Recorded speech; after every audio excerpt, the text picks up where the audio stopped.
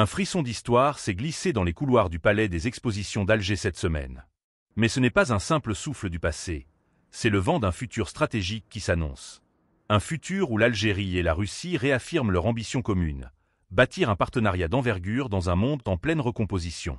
Ce mardi, Alger a accueilli une délégation russe de haut niveau dans le cadre du Forum d'affaires algéro-russe. Une rencontre où les sourires diplomatiques ont laissé place à des signatures concrètes.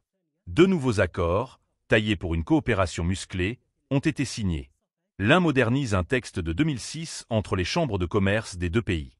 L'autre, plus inédit, crée un partenariat entre Algeria Exhibition et la société russe Expocentre pour organiser des salons conjoints.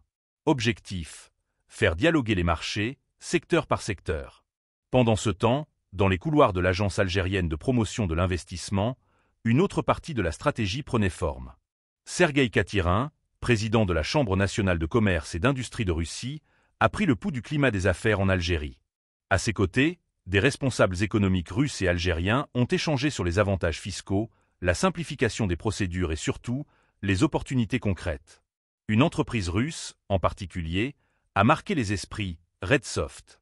Ce fleuron de la digitalisation ambitionne de créer un véritable pont technologique entre la Russie, l'Algérie et l'Afrique.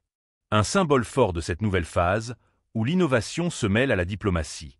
Mais cette dynamique ne se limite pas aux grandes entreprises. Le cœur du partenariat, c'est aussi les PME.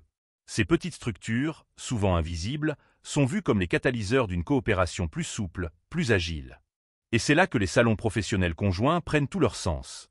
Créer des espaces pour que l'idée devienne projet et que le projet devienne investissement. Derrière ces initiatives, une vision se dessine.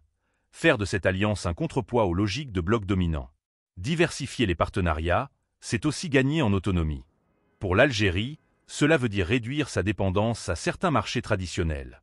Pour la Russie, c'est une façon de contourner les obstacles géopolitiques qui pèsent sur son économie. En somme, ce rapprochement algéro-russe n'est pas seulement une affaire de chiffres. C'est un acte politique, un pari stratégique, et peut-être le prélude d'un nouvel équilibre régional. Alors, jusqu'où ira cette alliance? Et surtout, quelles en seront les retombées pour les citoyens des 2 pays? N'hésitez pas à partager vos avis en commentaire et à vous abonner pour ne rien manquer de nos prochaines vidéos. C'était l'actualité du jour. Merci de nous avoir écoutés.